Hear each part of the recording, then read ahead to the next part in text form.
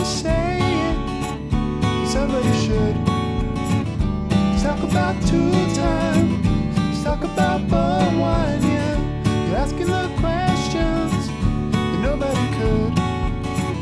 Like where are the bone thugs and are they in harmony?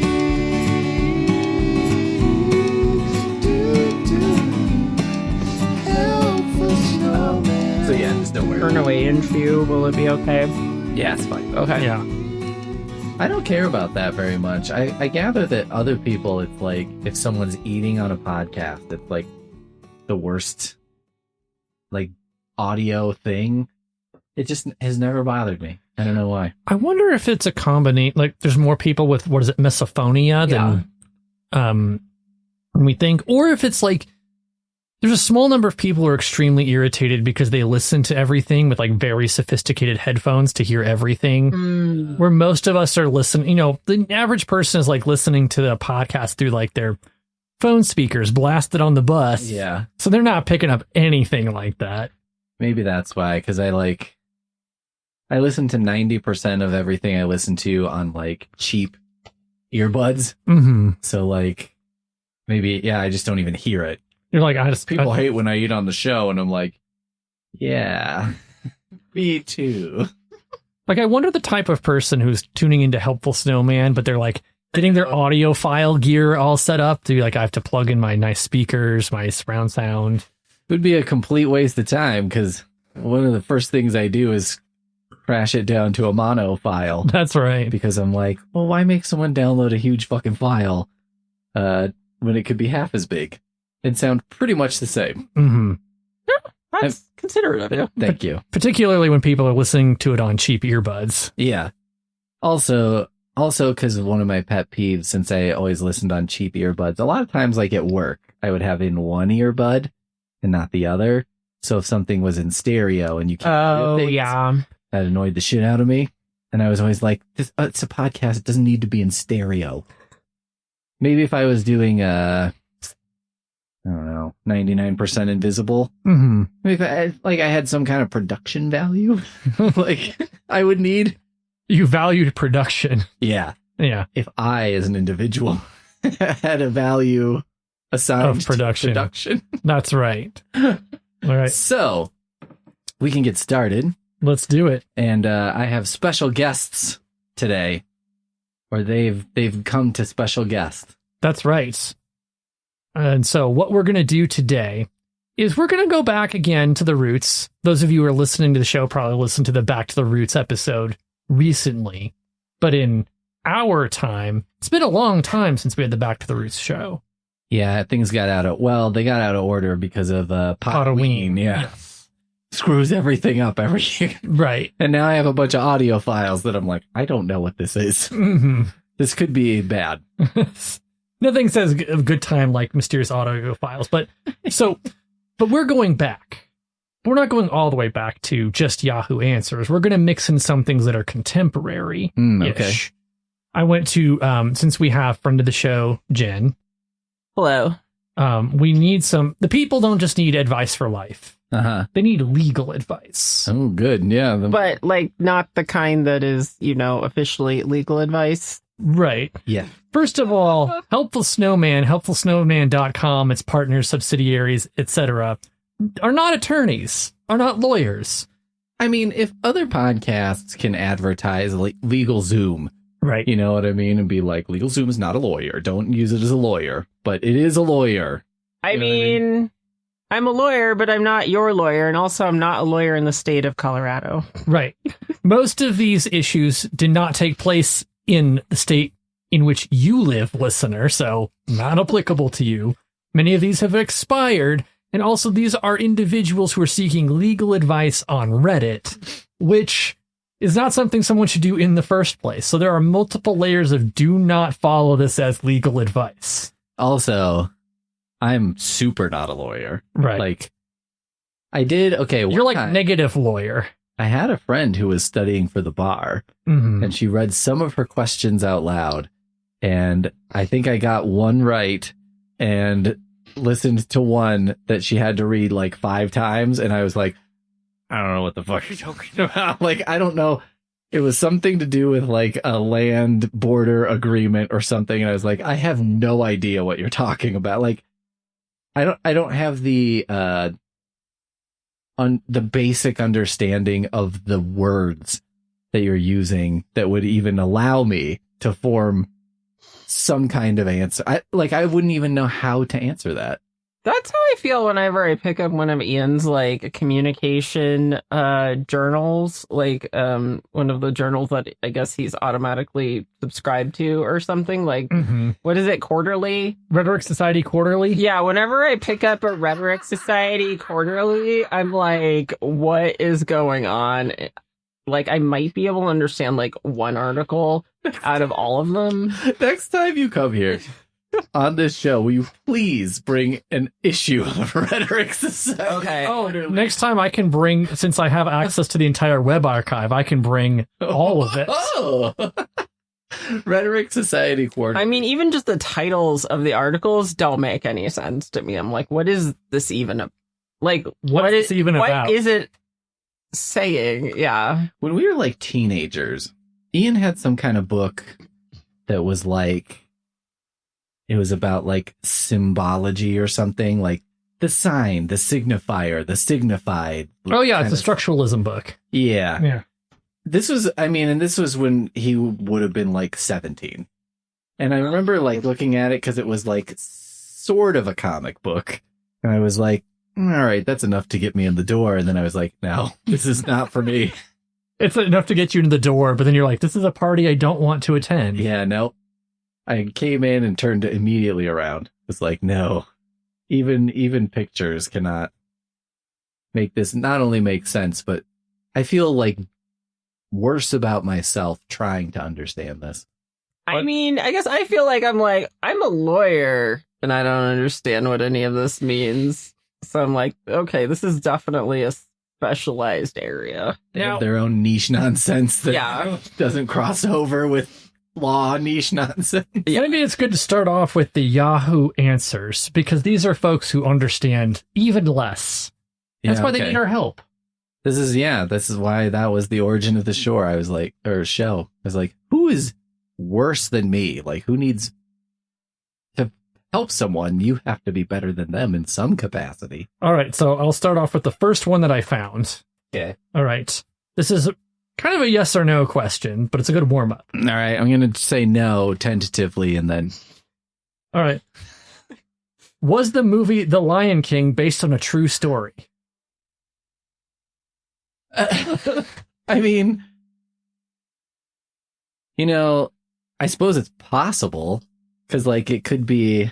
It's vaguely based on Hamlet. What is truth? All right. Okay. This is my entry into the next issue of Rhetoric Quarterly. Rhetoric Society Quarterly. Uh-huh. Yeah. What is truth? Yeah. What is truth in The Lion King? I mean, I suppose it's possible that it's like a true story that then got lionetized, but it doesn't seem like that's how, like, I'm assuming this is some kind of fairly ancient story, you know what I mean? Like a, what's the other one I'm thinking of that they, like, just took? Cinderella. Yeah, or like Aladdin or something. Yeah, like it's a fairy tale, basically. Yeah, it's all like a folk shit. tale. Yeah, like it's just so old. So I'm like, I guess it could be real in the sense of, like, sure, I'm sure at some point in history a king was around and then his brother killed him and then the son came back and avenged his father's death, maybe? Seems possible. I'm sure that's probably happened a lot. And then maybe he, like, fucked off for a while and screwed around with his comically fat friend and skinny friend duo, ate bugs, and they were like, maybe you should just chill out. And he's like, nah, I'm gonna go kill my uncle. His girlfriend, his childhood girlfriend's like, you gotta go kill your uncle. Yeah. And then the animators at Disney were like, how do we make it a lion, but also kind of a hot babe? I know, eyelashes, that'll do it. Eyelashes, that'll do it. That's the answer. I'm going to guess no. I'm going to stick with my... Stick with the original answer of no. Yeah. And also, like, even if it is based on a true story, what difference does that make? Now, this is something that comes up with Jen, in that you're kind of a fan of a true story.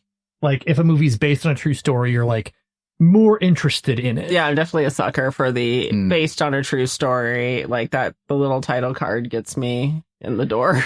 We saw, okay, I guess you guys probably, if you heard this, but if you didn't, you can just pretend you did or whatever. We'll pretend whatever is good for the show. Yeah. Yeah. So one of the movies I watched for Potaween was called #horror, which made it impossible to look up online. And it said it was based on a true story. Oh, yeah, this one where it's like, it's like a bunch of like girls being mean to each other. Yeah, basically. And it turned out the true story was the person who made the movie asked her friend's daughter, like, what's the scariest thing you can think of? And she said, like, being cyberbullied. And then there was a movie. And it was like, boy, that is a pretty big stretch of... People have been cyberbullied, therefore this is true. Yeah. It's some, like, you know, I feel like I could be misremembering this, but, like, the X-Files would be, like, based on a true story sometimes. And I was like, well... What does that mean? How much does something have to be true to make that claim? The FBI really did investigate that La Chupacabra was real, but they didn't find it was real. So we said, that's where it is based on a true story, not a depiction of a true story. Yeah, like a crank called the FBI one time and said the Chupacabra was coming after them. And they're like, based on that, we could say this was true. You know, like, I don't know. Yeah, based on a true story is like lost all meaning for me. Unless it's something, you know, like we watched like the Blackberry movie. And I'm like, yeah, okay, I believe this is probably mostly true with some invented dialogue or some things for expediency of storytelling. But I believe that a guy like came up with this phone. Yeah. And did some technology shit. The Blackberry exists in the world, so you're like, yeah, probably. Yeah, parts of it are true. In the way that we rewatched The Big Short recently. Oh yeah, okay. Which is among the movies that says like this is based on a true story, but they'll stop and be like, okay, this didn't actually happen this way. This is how it really happened. Yeah. But like, we're doing this for a movie. Yeah, yeah. Or like you watch Moneyball, and it's like obviously that's based on a true story, and everyone was not as good looking in real life as in, but you know, for the most part. Not everyone's as handsome as Jonah Hill, obviously. Yeah. Maybe it's like to be based in a true story. It's like, I understand that the language of based on a true story kind of only has to start from a true story, but maybe there should have to be more touch points throughout the narrative than just the beginning. Just the idea. The idea. Something more. All right. So move on to another Yahoo Answers question. This is really about negotiation strategy. All right. Should I tell my parents that I am adopted? What? I don't fit in the family. I think it's time to come clean with them. This is Yahoo Answers. This is Yahoo Answers. I forgot for a second and thought we were on Reddit, and I was like, I don't even understand, but now I understand. It's because dumb. Mm-hmm. Should I tell my parents I'm adopted? I mean... Maybe a mildly hot take on this. Go ahead, because, like... For a second, I thought, like, maybe this is some kind of, like, weird, you know, ancestry, DNA thing, but, I mean, it's only possible for one parent to, like, possibly not know about parentage, but for both to be in the dark seems impossible. Can any of us here construct a scenario in which a child, could be an adult child, would somehow know they were adopted without their parents, without either of two parents knowing? Okay, I this is a little bit of a loose construction, but I actually like read this. I think it was, I don't know, probably in the Times or something not too long ago, but it was like someone who was like switched at birth in the hospital. Yeah, that's what I was about to say. And they didn't find out until they did like an ancestry.com or something.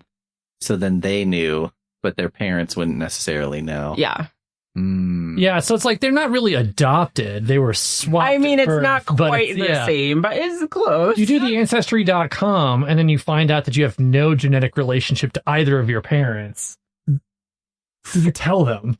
Okay, I think then my answer, if let's say it's something like that, where this person isn't just a moron, this is like actually happening, I would say it's very dependent on how you feel about your parents. If they suck and they've pissed you off, yeah, go for it. You're not my real father. That would hit so hard at like age 45. Like, you can't tell me what to do anymore. You're not my real father. You're trying to find an exit to your parents, like, with a relationship to your parents. You're like, you know what? We're not even biologically related. Yeah. We're out. Yeah, that would hit pretty hard, probably. But, let's say like you had reasonably good parents. Yeah, I don't know. They're going to leave you a little bit of money. Not like a crazy, but, a normal whatever. They're not a terrible burden on you and also not your best friend in the entire world. And I'd probably just, because you could still investigate who your real parents are without, your biological parents, without telling your parents, right? Like, you wouldn't have to tell them in order to also be, I guess you'd be like cheating on your parents. But like, I guess, I don't know if there's much in it. You know what I mean? Because wouldn't they just be like, it seems like the outcomes could only, how could that make your relationship better? I mean, in this news story, it was probably not, it was not good for either person. Yeah. Maybe too, it's just like parents. As weird as it is to say, like, it's like, you give your kid a name and it's like, I don't know, they just grow into that name. So maybe you just grow into your parents. It's like, I don't know, whoever you had. Like at a certain point, it's like, it doesn't matter. Yeah. What would be the difference? If you found out, like, let's say you found out that you had a different one of your parents. I guess dad is the realistic one here. Like, it would be pretty weird for your mom to be like, turns out I'm not your real mom. Would you, like, at this juncture in your life, would you, like, investigate it, or would you be like, fuck it, or, I think at this point I'd just be like, fuck it. Who cares? Who cares? Yeah. I think I would too, simply because I feel my luck family member wise. I'm not banking on that dice roll being a positive one. You know what I mean? Right. Like, or like, I don't know, maybe you find out you have another family member and then they turn out to be a shitbag and you're like, oh, thank God great. Now I'm connected to this person that I would rather have never known and could have prevented. So I think it's a very pessimistic point of view. I'd probably just I would investigate myself. Mm-hmm. Like, go online and cyber stalk them a little bit, but I'd probably just let it go. Mostly cyber stalk in the way of seeing, did they die of some type of genetic condition? Yeah. That's probably would be useful to be that like, would be the are best. they still alive? That's what I want to know. Yeah. True. Yeah, because when the doctor's always like, the last time I went to the doctor, and he was like, well, what did your parents die of, kind of thing, or family health history stuff. And I was like, I mean, basically all my grandparents died very young of cancer because they smoked like crazy. So, there's not really much useful information to be derived from their medical history. They didn't survive long enough for me to find out what's probably going to kill me. All right. So now I've got a Reddit legal advice question. Okay. We're warming up here a little bit. All right. Dog ate my neighbor's drone. Am I liable? The asker's dog ate the neighbor's drone. Is the dog owner liable for the destruction of the drone? Yes. Now I can give some context here unless you want me to read the whole post, because it's got a lot of paragraphs in it. I guess I would want to know first, like, because if he's fucking flying at 2 feet off the ground in his neighbor's yard. Exactly. That is what is claimed here. I don't know legally, but I'd be like, I mean, you're playing with fire here, and also you'd be annoying the shit out of me if you were flying your drone in my yard, so fuck off. It's basically that's a law, right? Yeah, like so fuck off. I don't know. That's a tough one, actually. I don't know. I would have to like look that up to be able to say conclusively one way or the other if like the drone was trespassing. Do I own the airspace above my house? Now, I remember reading in The Straight Dope, one of those books I had a long time ago that talked about the law. A different kind of nerd book. A different type of nerd book. And it talked about, according to medieval law and even some parts of English common law, there was an idea that if you owned the land, you owned the heavens above and the earth below, which meant that all of the airspace was yours, like all the way up. There's like a cube, a rectangular, like a kind of a column shaft. There's like a shaft, a column basically that goes up to like heaven, and then you own all of that. But like practically, that's not true, right? Because I can't just like erect a giant antenna on top of my house that like a plane could crash. Yeah, I mean planes are allowed to fly over. Medieval law did not have a lot of planes, so it wasn't really a problem. True. You know, it's not like. It's not like someone's going to invent some kind of flying majig that could, you know. Like... There's a handful of times in Italy, where like Leonardo da Vinci's weird helicopters going over people's houses, and they have to figure that out. Somebody's got to stop this guy. To be like, oh my god! But there is something. Basically, a lot of law has taken place because of commercial air travel, but there is like a limit to how high something can be. Like under a certain height, it is still considered your airspace. I mean, I'll talk it through at least, and I'll say, like, I mean, generally, people are considered responsible for the actions of their animals. However, the fact that it sounds like the drone was trespassing introduces an additional wrinkle that I can't off the top of my head form a strong opinion about, just because I'm like, okay, counterfactual. Your neighbor was flying the drone in your backyard 2 feet off the ground, and it was annoying you, so you just like took a baseball bat to it. Is that okay? And I'm like, I don't know if that would be okay. I feel like the way to go would be like, go talk to them or whoever the owner of the drone is and be like, don't do it again, or sue them or something. But hit it with a baseball bat seems like maybe not okay. And so that's where I'm like, well, I mean, the dog biting it is basically the same thing. Does the person happen to mention the type of dog? Because I'm curious, like, if it's a Frenchie, and I'm like, I mean, that's not a terribly athletic dog. Mm-hmm. So, that would lead me to feel like, well, maybe the person flying the drone was being dumb. Where if it was like a German Shepherd that leapt 9 feet into the air and snatched it out of the air. Do you want my legal advice of what this person should do? Sure. I think as the dog owner, what you do is you go hard at the neighbor and be very incensed and be like, my dog ate your goddamn drone. There's like batteries and shit in there. Like, I'm going to have huge vet bills and whatever. And like,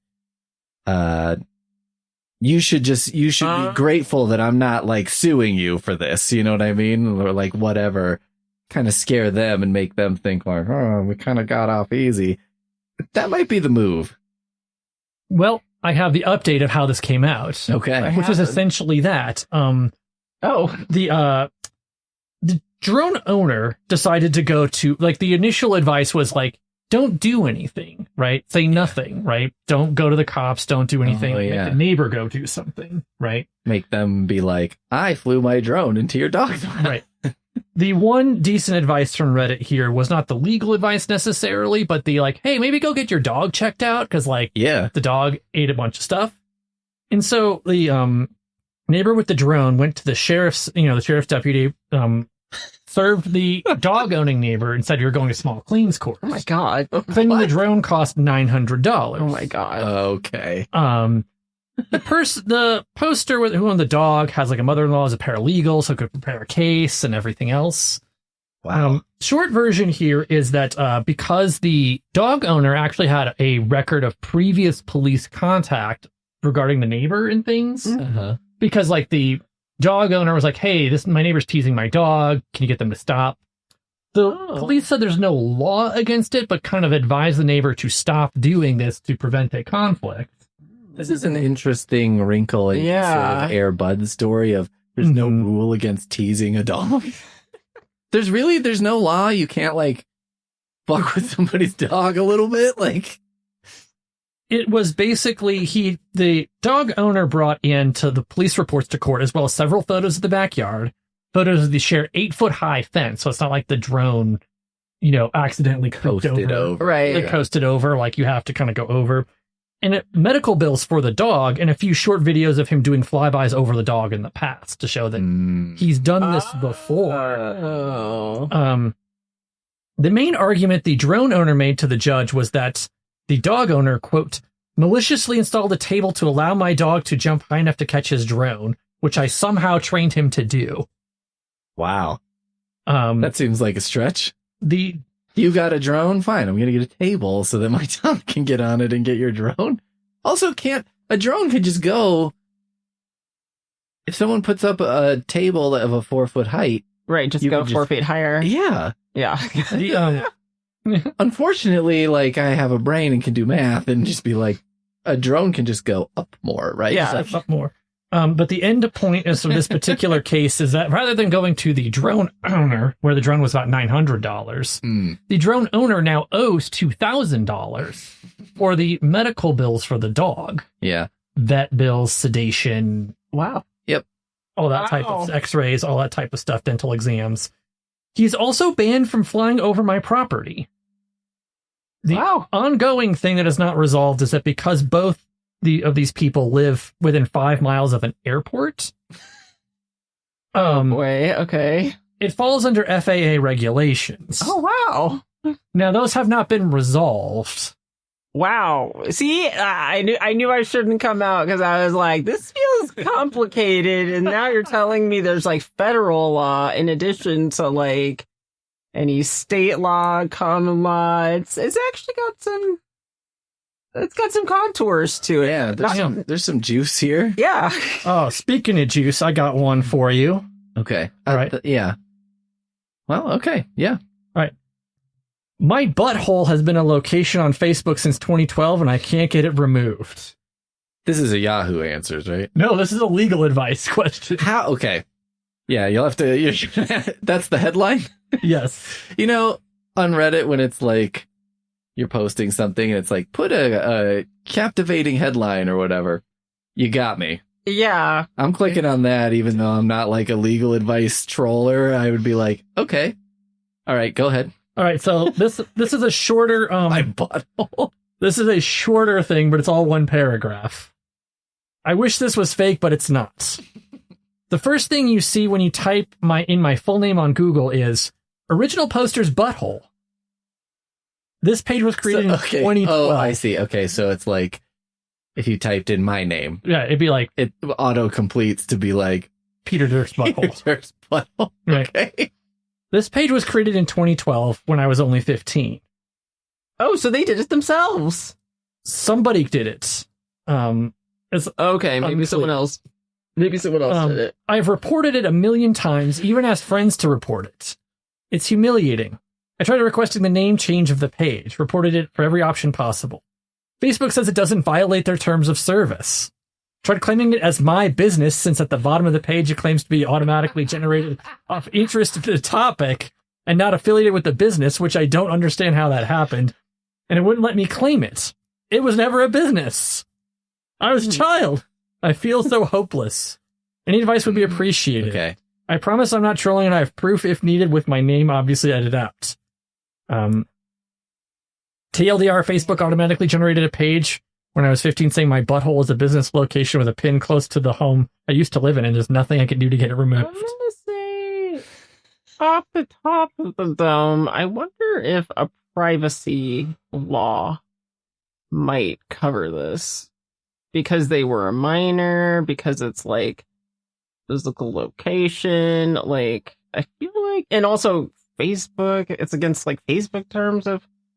Now Facebook said it's not against their terms of service. Well, they haven't been violated. Okay, yeah, I don't know. Crazy. I'm just like I'm thinking maybe some kind of so privacy law is mostly state level law at this point, at least in the United States. And so I'm kind of wondering if perhaps a state level privacy law might cover this because they were like a minor at the time. All right. My advice on this is based on my experience with work on social media. It's very difficult to get any kind of large tech company to like do anything. Even when it's like something like this, where it's like, if you can, here's the key. You have to get one human person to look at this because they will instantly be like, yeah, okay, this is fucking stupid and like not a thing. If I get rid of this, this isn't going to be somebody going like, that's my business. You just, right. Yeah. You got rid of OP's butthole. There's zero consequence for getting rid How will of my it. kid eat? My kids have eaten off of OP's butthole. Exactly. So there's no consequence to getting rid of it. So the key is to make them perceive a consequence for not getting rid of it. Mm. And I think the key thing to hammer home, because like we were trying, I can't remember what I was trying to do with my work, but it was like, oh, okay.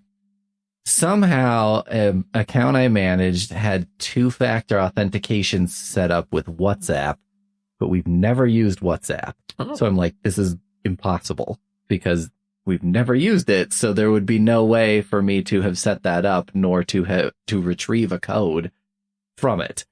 And it took probably 6 weeks to like finally get it resolved. But basically it's relentless emailing. And what they'll do is they'll send you emails that are like, oh, here's what resolves your issue or whatever. And you have to hammer home things that are against their policies and say it's against their policies. And I think the key here is to repeatedly remind them that this is referencing a minor's butthole. Mm. I think that's the big thing. You want to hit that minor's butthole really hard. I want repeatedly. No, I want to clip that. I'm going to clip that out in a future thing. That is a perfect clip it for out of context. You just want to really drive home, ream them. You want to ram that minor's butthole. But you just want to repeatedly say that. Mm-hmm. And like keep saying, the issue I take with this is it's referencing a 15-year-old's butthole. That is against so many of your policies. It is against your policies. It's against a lot of state laws. You don't have to pick a state. Yeah. I'm guessing 49 states have some laws against discussing a minor's butthole as a viable location on the internet. Louisiana does some weird stuff. Yeah. I was kind of gesturing toward that with the like privacy stuff, but Yeah. So really what we have as advice, though, is that like in the same way that I have a Facebook account that I don't use very often, but there's the part of me that thinks like, I need this account so that way no one can pose as me. Why would someone want to pose as me? I don't know. Yeah. This legal question has made me think, do I need to create a Facebook page for my own butthole so that way I can control my own butthole's online presence? To make sure someone else doesn't. I don't want someone else doesn't pretend to be your I don't want someone squatting on my butthole. There we go. I mean, there's something to be said for it. Like, another thing that I've done at my work is, like, for example, my workplace has an account on Truth Social. Yeah. Oh, okay. And that's not because we use it, but because it prevents somebody from impersonating. Yeah. And then also you have access to those like remediation type things if you have an account. Right. That's like one of the many scummy things of social media is like, well, yeah, you could get this resolved. Make an account and then we can help, and it's like, all right. I mean, I think the two things I would do, number one is you do some relentless Googling and like Google get page taken down Reddit 2026 or 2025. That's your key phrase. And then just read everything. Somebody will have a guide on how to do it. And then the next thing is to try to increase the activity on the page. Okay. Because if they make it more high profile, then it's more of a thing. Where this is probably a page that you would never find other than Googling this person's name. Right. And like maybe even if you're searching it internally Facebook, you wouldn't really find it. But if you make it something that comes up more and more, and like link to it on Reddit. You know what I Right. mean? And be like, visit, like and subscribe. You know, Like and subscribe my butthole. start putting things on it. You know, start putting things on it that shouldn't be on it. That they don't want on Facebook. You know, other things like that, and maybe make it more of a problem. You're kind of going like kamikaze on this, like where you put in a bunch of bannable material on it, and then you make this sort of page a hotbed for bannable material. You want to be careful because you don't want to put up stuff that is going to get your account banned, assuming that Facebook is something you want to continue to use. But you can put things on this page that they're like borderline. You put in a like, bunch of like, something copyrighted. yeah, or you put in a something? bunch of copyright violation things Yeah, or maybe like, yeah, that would be good. because that's you're not Full going movies. Yeah. Yeah. Like Avengers Age of Ultron. You Here just it put is. it, yeah, just stream Age of like Avengers Age of Ultron through the, OP's buttholes going live streaming Yeah. Frozen.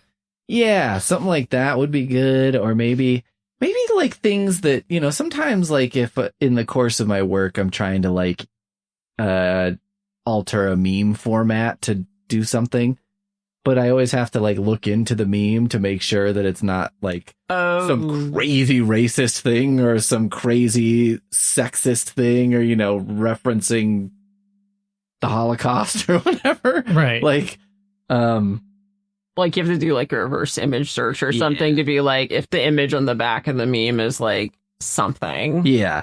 Because sometimes you'll find a meme and you're like, oh, this seems innocent enough. And then you look into it and you're like, oh, no, maybe I'll skip that one. There's plenty of fish. So maybe what you need to do is just post kind of like cryptic memes and things that make people think like, this seems not good. I don't know that it's not good, but this seems like a not good thing to have. Post a bunch of rage bait. Another good thing to post on stuff like that is just like basically commercial marketing material. Repost onto that page if you can, like every gutter company that's in your area. You know what I mean? Like Tag every gutter company in every state. yeah, just make it total bullshit. And so that the other businesses are like, hey, why is this happening? And oh, they did my gutters at Mike's Butthole. And like, Mike's Butthole 5-star reviewed this other thing. I mean, that's the third option. Mike's Butthole has the best dog sitting recommendations. Yeah. Yeah. I think the third option is just lean into it. Just like own it. Just that's your page now. Well, I think the problem is he wants to own it, but he can't own it because Facebook won't let him. Well, I think he wants to take it down. Yeah. But what he could do is just start basically using that as his own personal wall. And like, This is now your Facebook account. yeah. Like you just post it there all the time. All right. We're going to go in the other direction of Yahoo Answers. We're going to go to something dumb now. All right. Unlike that. All right. So are you ready? All right. I made Jesus-shaped pancakes, but I burnt them. Am I going to hell? I don't know what a Jesus-shaped pancake is exactly.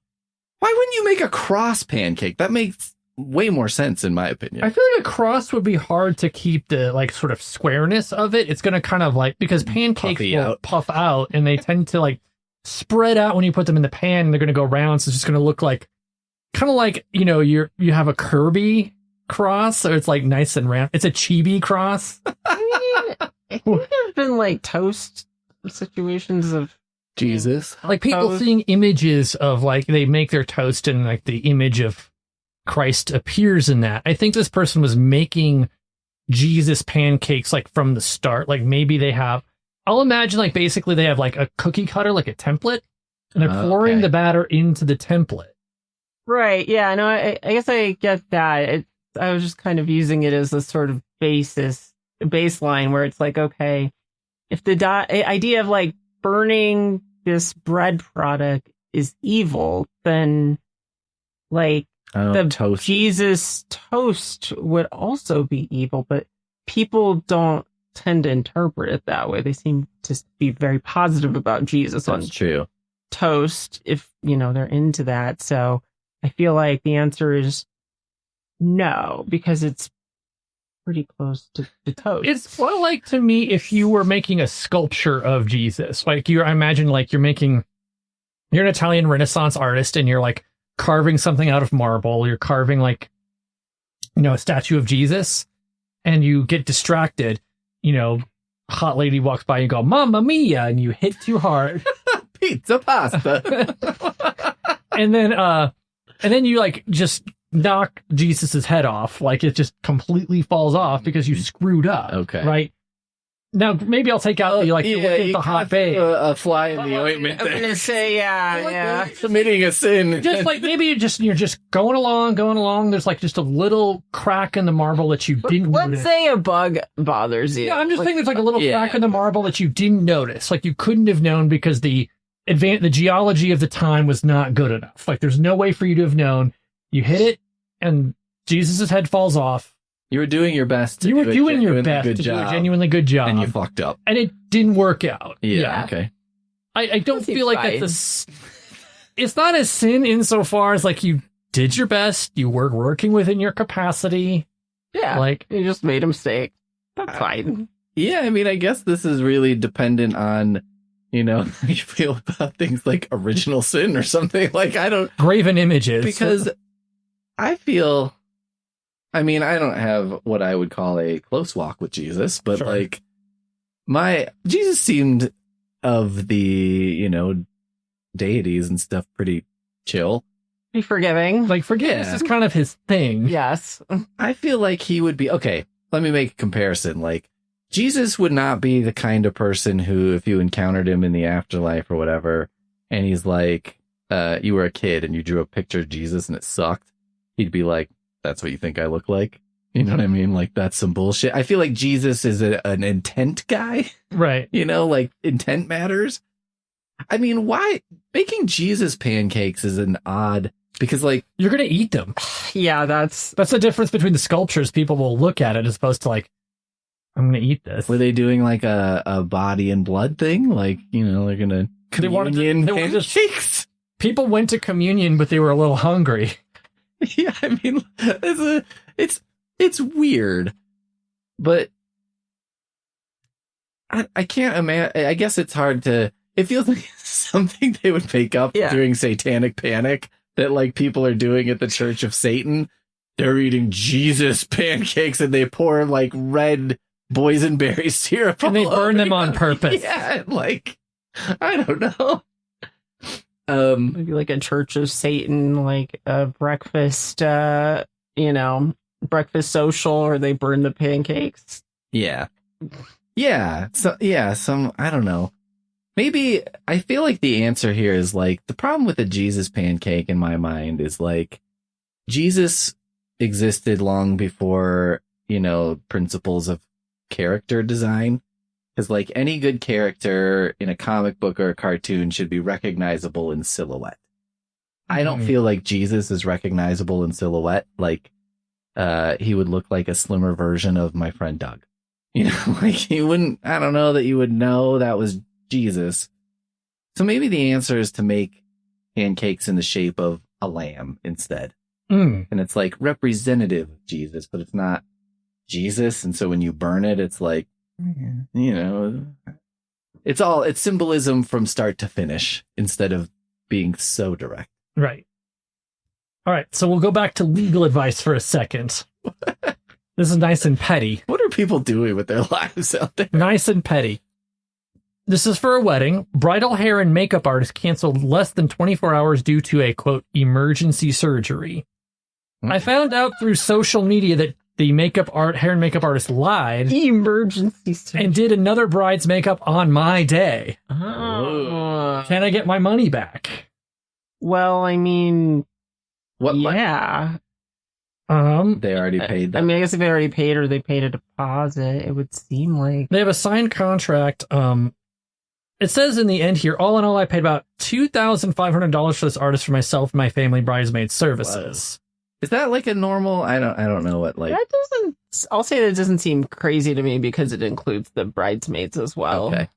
Like it seems like this is like. I mean, it's a lot, but it's not like this is like a spendy wedding amount of money. Like it's a lot for what I would spend on a wedding, but I mean that's Yeah. That's my wedding Total cost. 10 times. Yeah. Yeah. So, and I had to buy new sneakers. So it's not crazy high as an amount. I did look at the contract. I mean, the contract is probably going to include a lot of, detail that might address what happens in the situation where they cancel less than 48 hours ahead of time.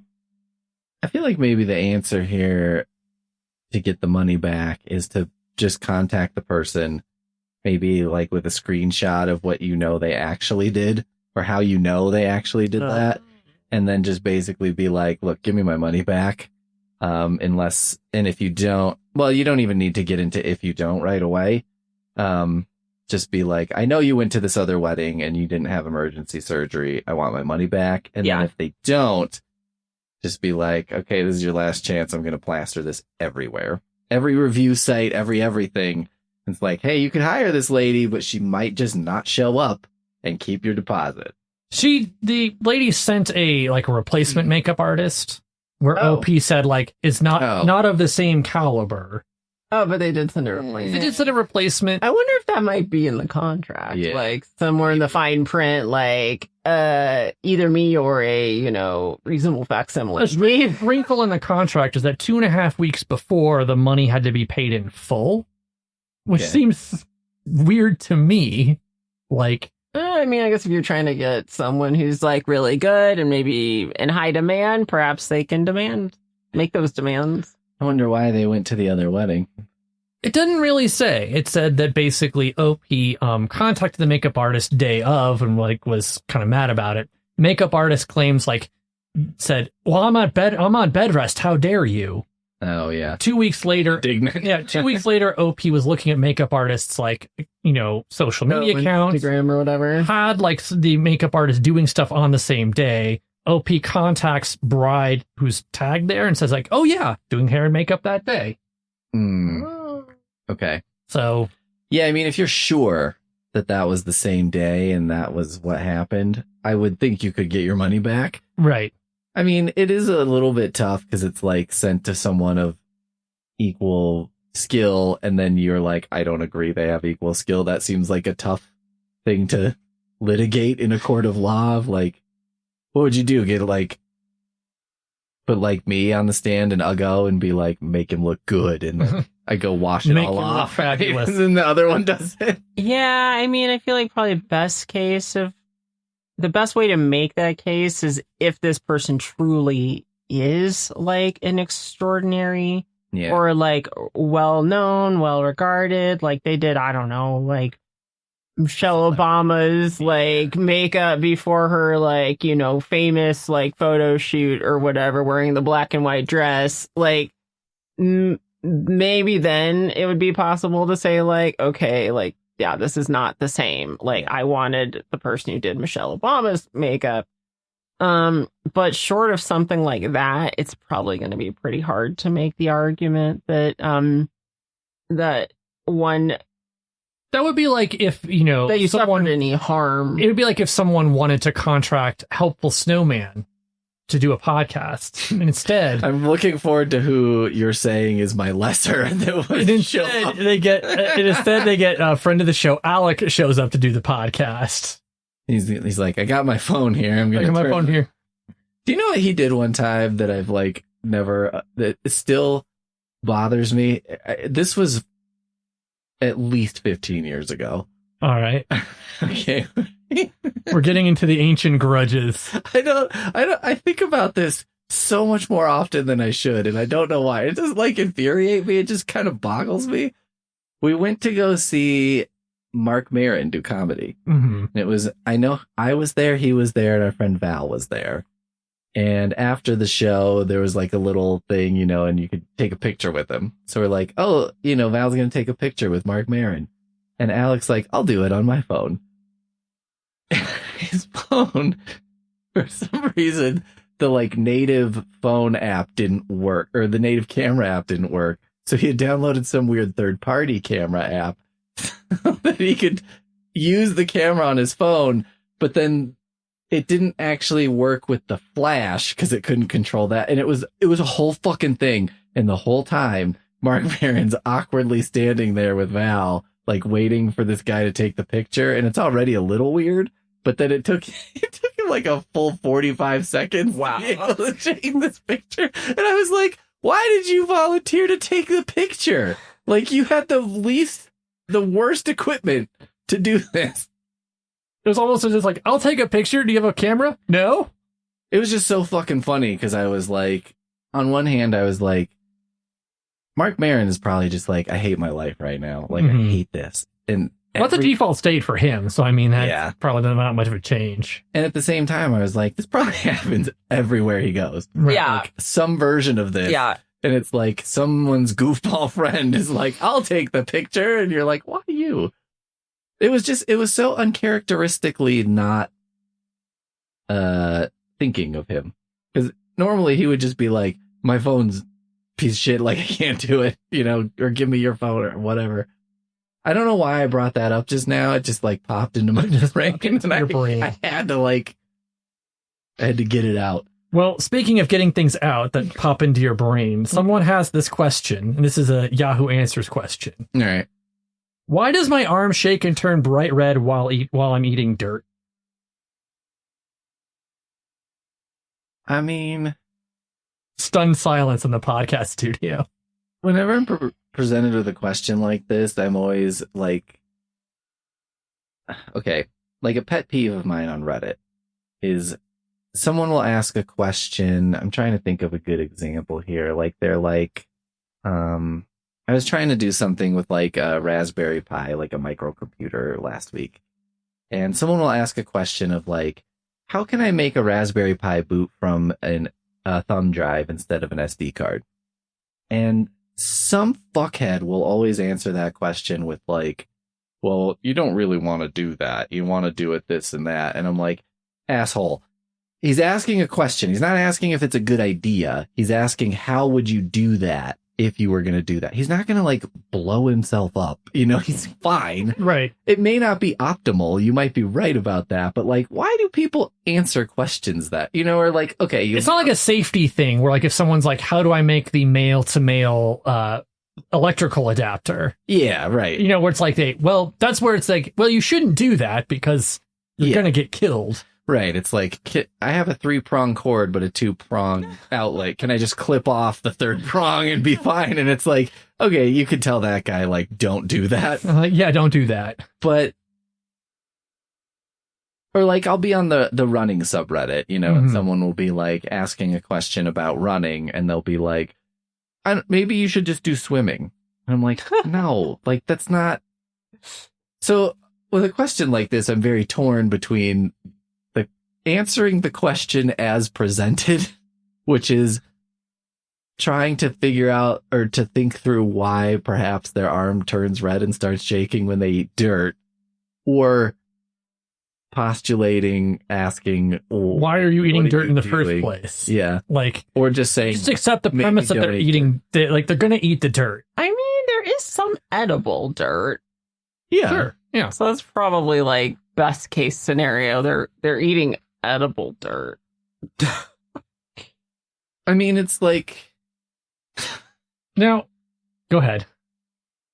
It's just like, maybe it's just a poorly constructed question, and that it's like, is your question why? Like, you want to know the physical mechanism? Because I can't possibly answer that for you, nor could I think anyone without like examining you physically, right? Like a doctor would probably be like, if I'm just taking this question at surface value and whatever, I still can't answer it. Actually, I don't know.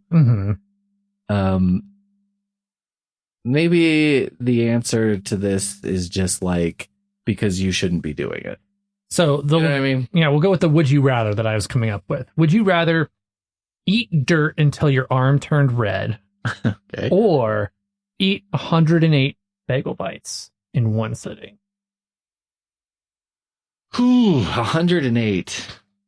This is a callback to a previous episode.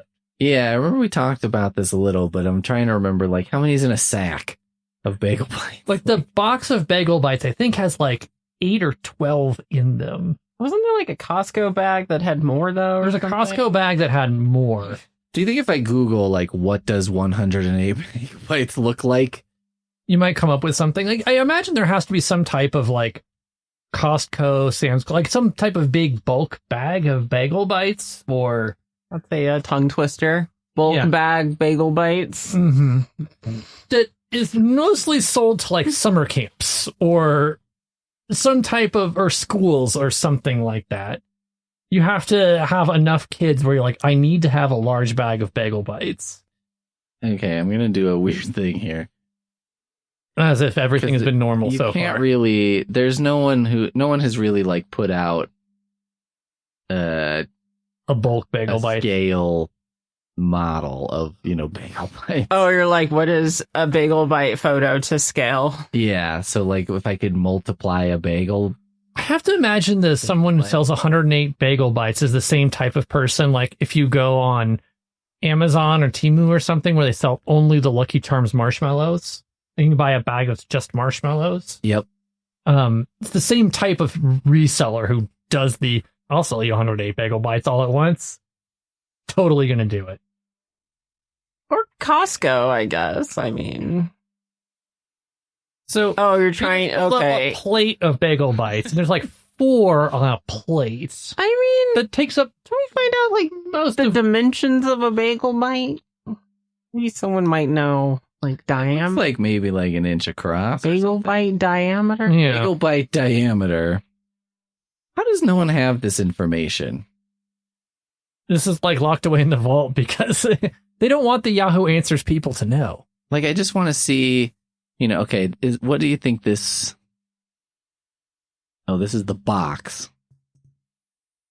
I'm trying to... Like, I need someone, like, okay, this is a baking sheet that's probably... This is where you need, like, banana for scale. Yeah. Mm-hmm. You just need some kind of something. Just so I just...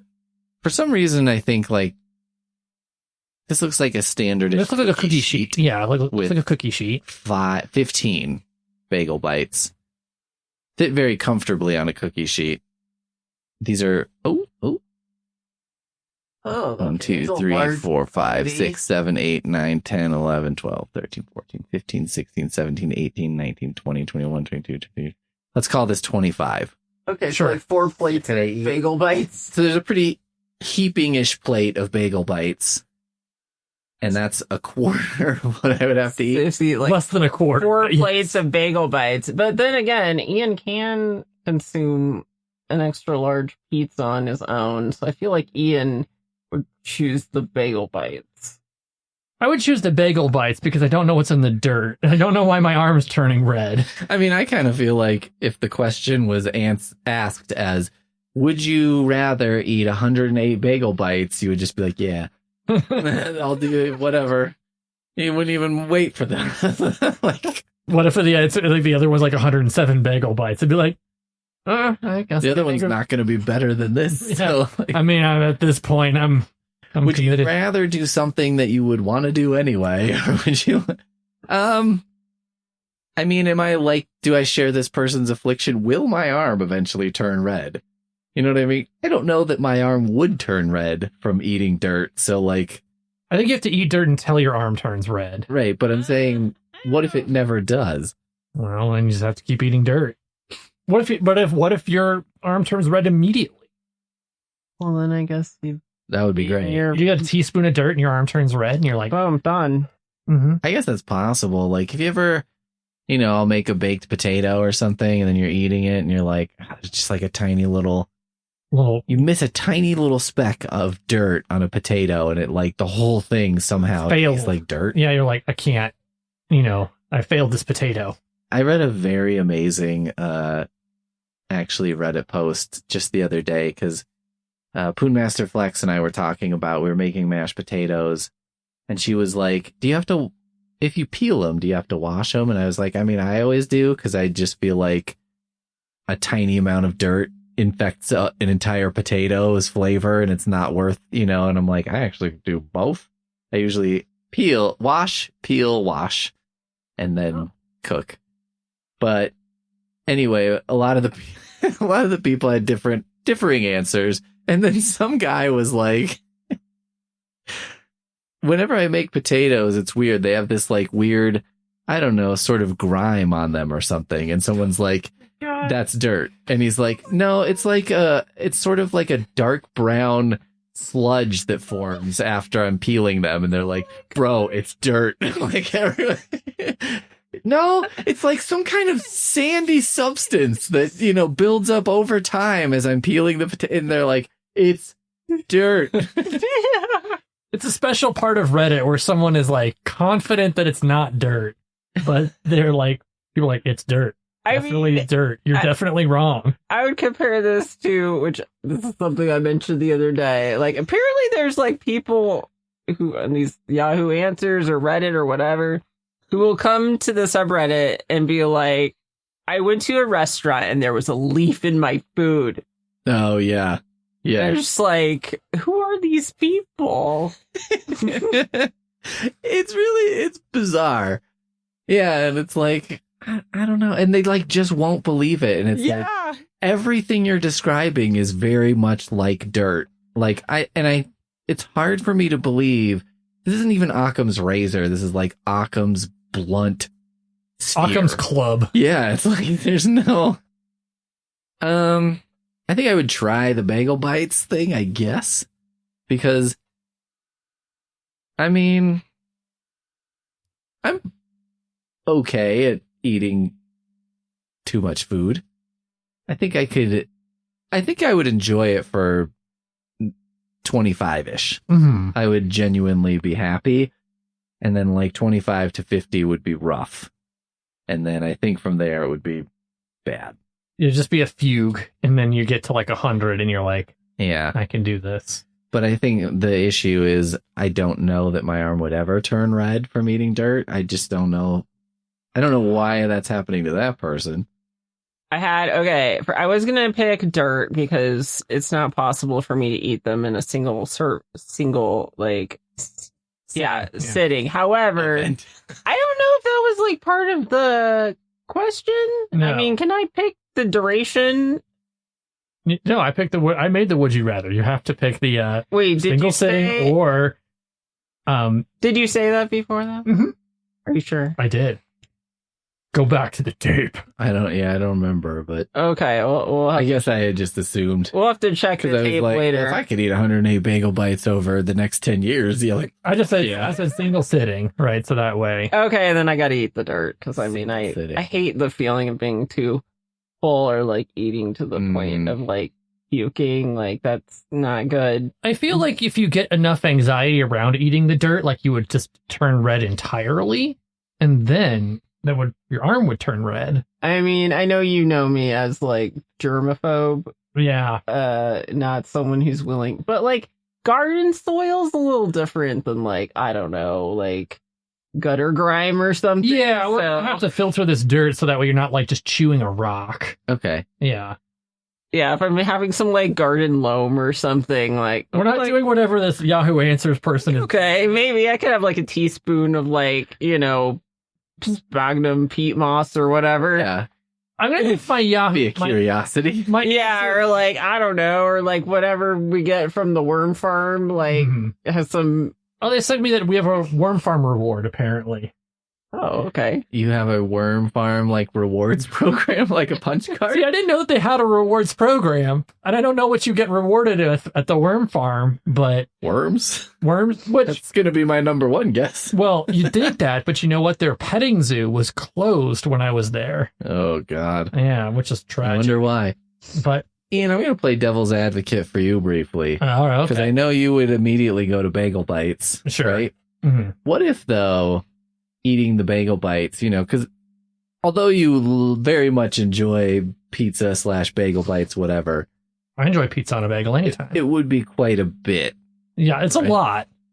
What if doing this would then ruin you for eating bagel bites?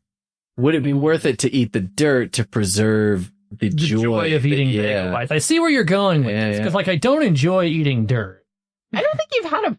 Okay, maybe I'll put it those. I haven't seen you eat a bagel bite. Eaten a bagel bite I have not eaten a bagel bite I have eaten a bagel bite in the term of our marriage. You have, okay. But not in front of you. Dun, dun, dun.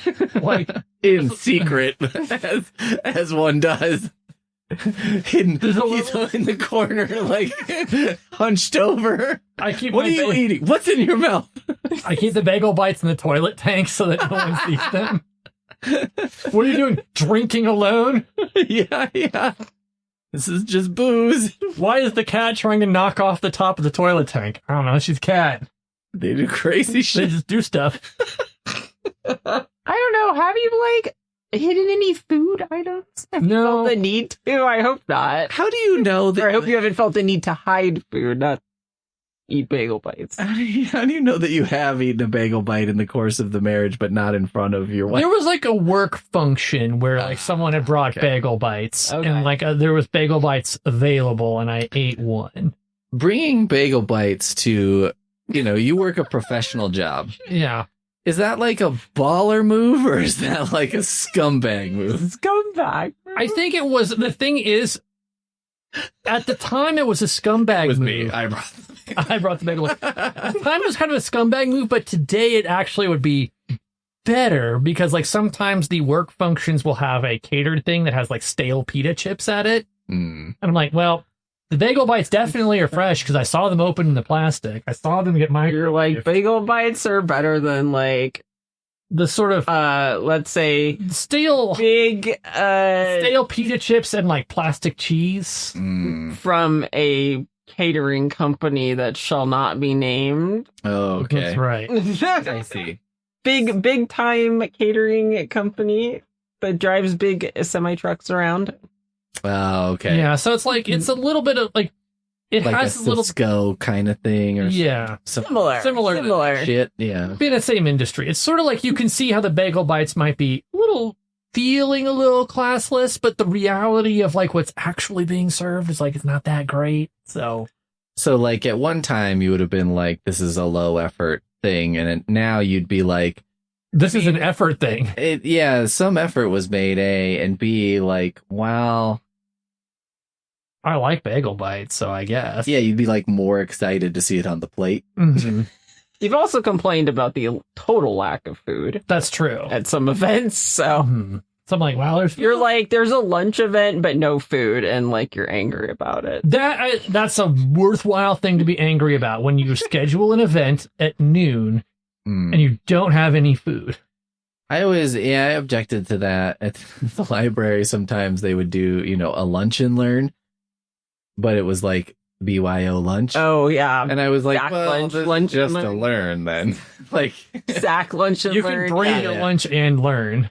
You're like, wow, you're saying I could bring my lunch to your event? How awesome of you. I'm like, if I gotta bring my own lunch, then this is hopefully an optional event. And if it is not optional, then I'm gonna need some food. Well, and I always felt like, well, see, this is where you bring your dirt. So then your arm turns red and you have to leave. Or you bring 108 bagel bites just for you. That's right. I come in with my catering cart full of bagel bites and I'm like, I brought my lunch. You brought lunch for everybody? No, this is mine. You're like, can I have one? You're like, just eat them and staring at the speaker, not breaking eye contact the whole time. It would be an amazing way to train wreck like a shitty agendaless meeting. Because and just you pretend like this is completely normal. Yeah. And everybody is just like wrapped with attention of like, is he really going to eat all of that? And also, is he not going to share any with us? And then the question becomes, why isn't this catered? I feel like this is the thing where I'd have to have a big like popcorn tub just full of bagel bites. Yeah. And I'm just eating them. And occasionally, like, you sort of I'd elbow someone next to me and be like, "Right, you want one?" Yeah. Like after I've eaten quite a few. I think what you need to do is bring a lunch sack, but it's like a full paper bag from the store. You know what I mean? And like you just start eating out of it, and maybe people at first would be like, well, I don't know, maybe he's got like a weird Tupperware or something.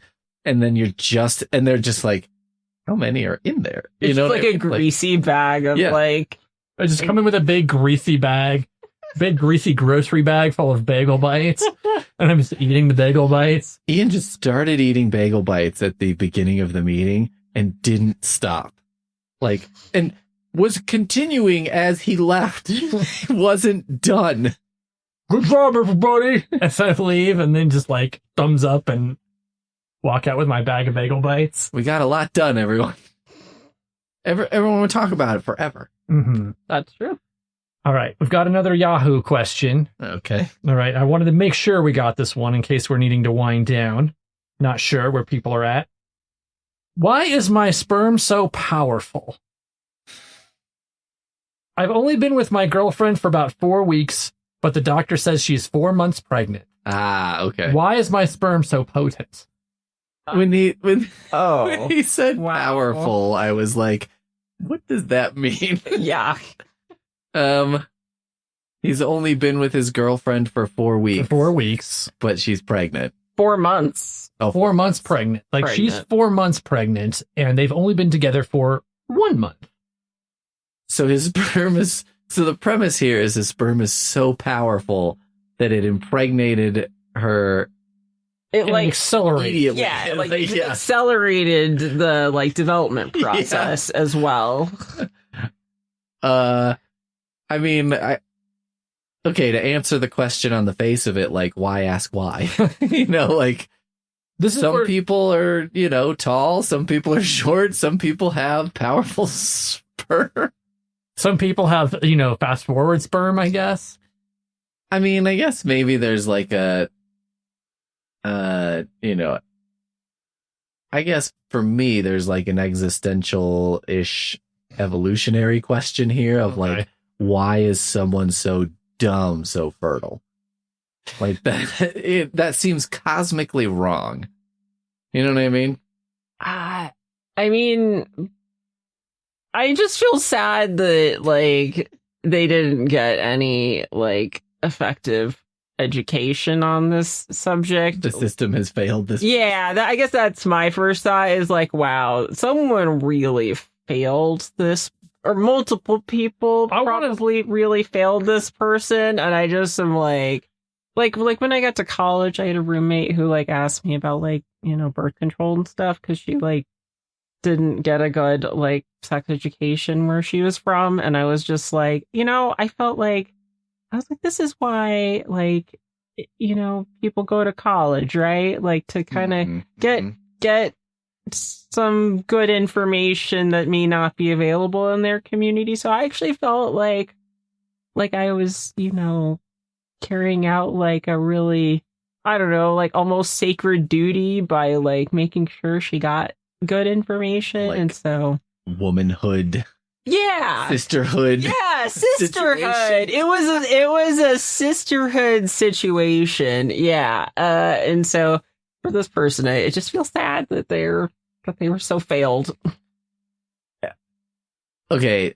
I have two like sort of thoughts about the sort of diabolical thing going on with the impregnated person. Okay. I'm going to assume that person does not actually believe Yeah, there's she that was piece. Too. impregnated by this person because of his powerful sperm. So one, The girlfriend here. yeah. Mhm. So one, I wonder if the girlfriend was like, how can I pitch this to him in such a way that he's like, Goes for it. feels puffed up, he's like, okay, I'm not even going to investigate how this is possible. Part two, though, and I think the more disturbing part, it would indicate to me that this guy with his current level of education is the better option for raising the child that she's about to have, because whoever actually impregnated her is a worse choice. The worst choice. And I'm deeply concerned about the choices that she is making. That if this is the high card. Yeah, she's I didn't like, think about that, but hitch my wagon to this train. you're right. Yeah, that didn't immediately jump out to me. This guy's going places. Yeah. Yeah, rough This all the way around. Yeah, like this is the guy. This guy, Man for me. this guy's real dumb and extremely trusting. Yeah. Maybe he's just trusting to the point that like his brain turned off. At least he asked the internet. Hopefully someone told him Yeah. what was up. Hopefully somebody, I can't remember. Boonmaster Flex asked me some question about like bro code or whatever. And I'm like, most things that people talk about being bro code, I just feel like are like humane code. And I'm like, yeah, I mean, I think when someone is like, that's possible, right? She could be 4 months pregnant, even though we've only been together a month. It's like, nah, man. Like, someone has to tell him no. I feel like the only thing that I've encountered that's quote unquote bro code that's not just not being a jerk, and also like not some type of weird like not tell your girlfriend things. Yeah. Is basically the idea like being in a urinal. If someone's in a urinal, you don't take the urinal right next to somebody else if there's an available option. Yeah. Which is like one of those, not a moral problem, but people just do. I feel like that's probably just, that could be generalized to like just life in general. Like if there's available chairs, don't sit right next to someone, Yes. or unless you know them or something. Yeah, it kind of seems to operate on the same principle of like you get on the bus and it's empty except for one person. You don't need to take the seat next to them. Like, don't. Give a little room. Sit in the same row. Yeah. And yeah, I mean, for me, yeah, like the urinal thing, I guess it is male specific in that way, but also I'm like, I just feel like someone who sees a row of urinals and stands right next to the other guy, unless they know that guy and are intentionally fucking with them, is just a psychopath. Now, Like, I will say, when I've been on the light rail and there's only one other person in the car, yeah, I did have to sit in the same row as the other person in the car because I had my bike and I had the little pegs where you can put your bike. And this person didn't have a bike and they were sitting like where the bikes go. uh-huh. Like they were not in the way or anything, but it's like this is where someone who's riding a bike is going to put their bike, and they're going to I was like, I don't want to sit near my bike. Well, yeah, If I can. And I'm like, you chose the row with the bikes in it. I mean, you've got, okay, yes, there's a reason in that scenario. Like, if there's a reason. I have a utility, this person doesn't, so if they're uncomfortable, they have to move. yeah, but I mean, that's like a,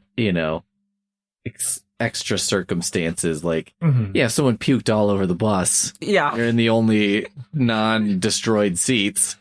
Yeah, sit next to somebody, but Yeah. like in general. In general, don't do that. All right, last one. Okay. All right. This is all in capital letters. Great. Is this a Yahoo or a Reddit? This is a Yahoo. Okay. All right. I want a new letter in the alphabet. Is it possible to make a new letter and put it in the alphabet? I mean, wow, that's a... Just go Cyrillic alphabet if you are into, like, extra letters, maybe. We could talk like symbols, like you could do you could add like a Japanese kanji, a symbol type thing. Mm-hmm. Alphabet letters. I think there actually have been extra letters on the alphabet, like, a long time ago, maybe? I'm not positive on that, but I feel like that's All right. true before it was standardized. My take is that emoji like, basically take the place of extra letters. Mm. We've already done it. It really takes the place of extra words. Yeah. I think there have been, like, before the alphabet was, like, standardized or whatever. I think there were. So, yeah, just, like, bring it back, whatever it is. You know what I think is a good candidate for this? Like in German, they have a thing called the S set, and it's like, it kind of looks like a capital B with a long tail, but it's used in place of a double S. So you could do something like that. You could add another letter to like when there's a double T, let's say, and you could make a new character. Because this is what I'm thinking about this much too real, but like thinking about like, you want to add another letter to the alphabet, but for what purpose? Like, what sound or thing are you trying to create that you're unable to create with the palette of colors available to you? Because the English alphabet has quite a number of characters and also pretty loose rules about how they can be used and pronounced. So, like, True. I think the strongest candidate is something like that. Is like a symbol that, and you could, I guess, pitch it as like what saves you time from writing a double T. Double T. I was thinking of something like that would replace the A sound in neighbor and way. Oh, like the pronounce to replace EI? Yeah. Like an A with an E piggybacking on it or something. Mm-hmm. And it would be like an neighbor. Right. Neighbor. Mm-hmm. Okay. Because it's that whole, because I am annoyed by that I before E except after C, except as an A, like, Except sounds like not A really. was the neighbor and way, where it's Okay. like this is trying to get at like okay, there's a lot of like, there's a rule and then there's like an exception, there's a little dumb exception, so like let's get rid of those little dumb exceptions and just be like, no, we're just doing this. You could just go hard and just be like, any instances of IE or EI Mhm. are replaced by a new character Yes. that's like sound based. Mhm. That's like something that's interesting to me about English because it's not really like a sound based alphabet. You know what I mean? It's like No. A, and it's like, well, it sounds like A, except yeah, like it's a 75% written of the alphabet time, as opposed really Yeah, to like a doesn't. spoken alphabet. Yeah. Yeah. And it's not like other languages where you're like, well, you can learn the alphabet and then, you know, you learn this sound. It literally always sounds like that. Like you can actually say words when you learn, if you learn like Japanese, katakana, it's like whenever you see chi, it always sounds like chi. It never doesn't sound like chi. You can always do it. You know, and there are like little ways they modify it, but it's not just like, you just kind of have to know. I don't know. Mhm. Yeah, like I think we were watching Great British Baking Show, maybe, or I don't know. We were talking about lecture. No, yeah, it wasn't Great British Baking Show. It was like I think probably Top Gear or some version of Top Gear, Okay. and there was like lecture or something like this English town, but it's spelled like L. Oh, yeah. It's Like Leicestershire. Yeah. Well, it's- Yeah, and Chester it or was just something. like, what is that? Yeah. You know, Yeah. Worcestershire sauce. And you're same. like, well, why is it written Worcestershire? Yeah. Yeah. It's Worcester, I guess. Yeah, it's like, yeah. Why? It would be funny. Like, I always feel like if I ever went to the UK, it would be like, I would regret not pretending like I was going to a country where I didn't know the language. Because I'd be like, oh, you should look at how things are pronounced because you're going to sound like a complete fool. Mhm. Everyone's going to be making fun of you and you won't even understand what they're saying. You'll just be running around going statamite all the time. Oh, yeah. The Yeah. famous. When we went to Germany, I did most of the navigation through the trip because I had taken like a ridiculous amount of German in high school. And in college. Yeah, and in college, and it wasn't super useful, but like I could understand like when the train was saying like next stop is, Yeah. you know, Stadtmitte. And so then at some point in the trip, Ian was like, I'm going to do the navigation today or whatever. And I was like, all right, right on, you know, and we're on the train and I don't know what happened, what prompted it. And we'd been on for a while. And I was like, are you sure we haven't gone to our stop yet? And he's like, yeah, we're going to that. Right. And I was like, yeah, we already passed that. And it's spelled Stadtmitte. It's Stadtmitte. And he was like, I was listening for statamite. And I was like, oh, yeah, I can see why you would think that's statamite, but it's definitely not. I mean, you know, I appreciate the like enthusiasm that you had for wanting to contribute. It probably had some to do with, I'm sure I complained at some point. I'm fucking tired of having to always be the one paying attention on the train. I mean, that's just how it is, I guess, Yeah. in Germany, at least. Yeah, and you know, you go on vacation as brothers when you're in your 20s and you're like, all right, at some point, we're gonna get on each other's fucking nerves and be pissed. But like, fine. Mhm. It was good. I had a good time. I had a good time. Except at the concentration camp. Well, I had a What? time there, but I would not describe it as a good I time. had a memorable time there. Yeah. It was one of those things. You're like, I guess we'll do that. And then you go there and you're like, no.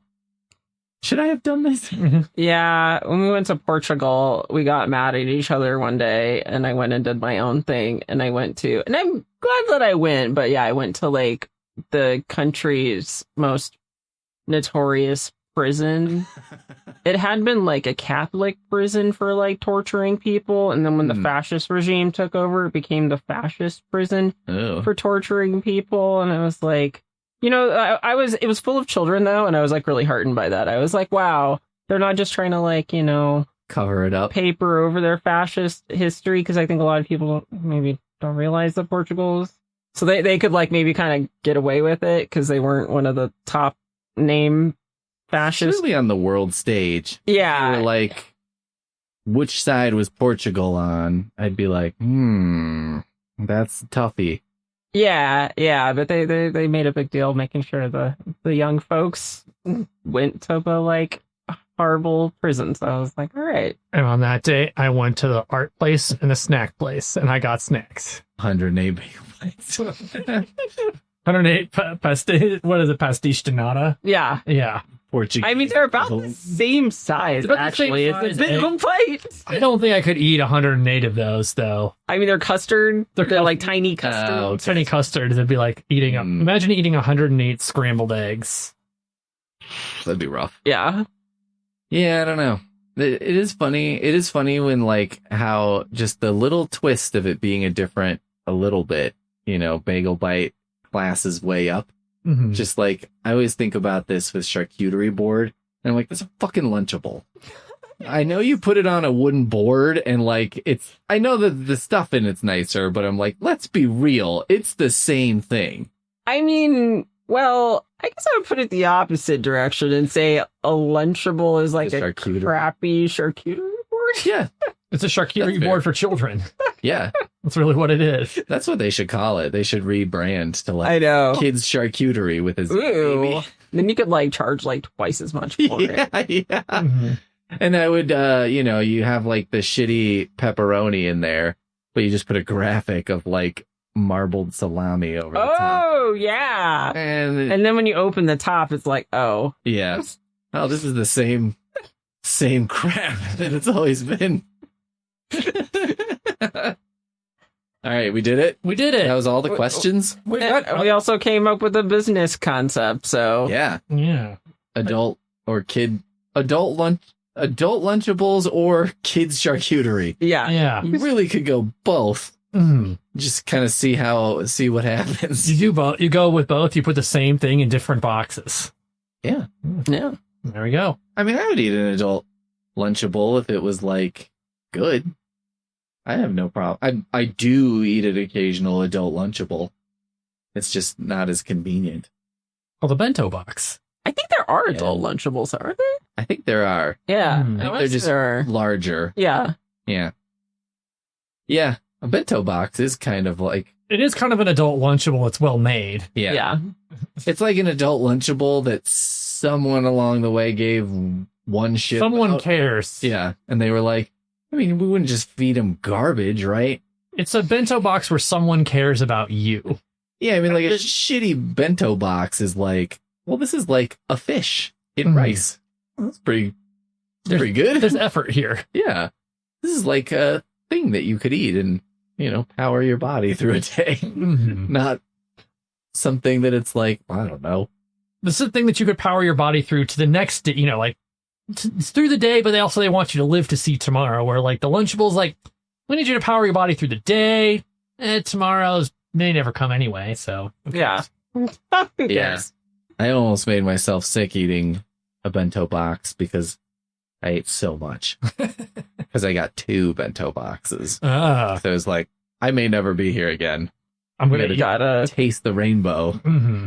And yeah, and I ate one, and then I opened the second one, and it was just an entire, like, grilled fish. It was a whole fish? It was a whole fish. Wow. It was big. And I was like, oh my God, like, what have I done? I felt bad. I felt bad about my choices. But similarly, if you ate that dirt until your arm turned red. Yeah. It was like, I think my most toxic trait, like my most American, you know, like, I know, whatever, was in Japan, was thinking like, our portions in America are probably much bigger. You know, like the first night we went out, I ate a fucking giant plate of food. It was huge. And like as soon as it came to the table, I was like, I've made a horrible mistake. And like I'd heard it was cultural there, like you eat everything. yeah. Because like, you know, it's respectful. So I was like, oh fuck. And I did eat the whole thing, but because like we were ordering and it was like you could get this regular meal or this, or it's like super special meal for people who are really hungry. And I'm like a little bit of a food monster. And I was like, I bet their version of that is like something that would be the correct amount for me. And I was so wrong. So wrong. Oh. And it only took me like another week and a half to learn my lesson. like Japanese people also eat a pretty similar amount of food. I don't know. I guess I just thought we were like all fatsos over here, and You forgot the basic fact that a lot of competitive eaters are also from Japan. True, yeah. they can put it away, man. Mhm. I have no doubts about whatever. People talk about a lot of different things about that place, but I'm like, I saw this old granny who was tiny eat like this huge bowl of ramen in like 45 seconds. It was crazy. Like, I was trying not to like just watch and be like, but I was like, I don't understand how she's physically doing this. Like, I cannot make things go into my mouth as fast as she's doing it. It was insane. I'll have to keep that in mind if I'm ever there. Yeah. Yeah. If Watch out for the portion sizes. just start with the, normal meal size. You can get the regular meal size and don't get the super hungry size until you're acclimatized. Yeah. Or you could get the regular one. And if it does turn out to be tiny for some reason, you can always get a second one. That's true. Yeah. That's the mature choice. That's the basic idea of like, you don't have to cook 108 bagel bites. You can cook the normal package of bagel bites. And if you want more, you can get more. And maybe you get to 108 gradually. Maybe make 25. And then if you're on bagel bite 17 and you're like, I'm ready for round 2, put it in the oven. Yeah. Instead of making all 108. Don't cook 108 bagel bites at once. That's the continuing advice. Yeah. Good. For Helpful Snowman. Yes, good advice. We did it. We did Ended on a high five. Yeah. All right. Thanks for coming, guys. Where the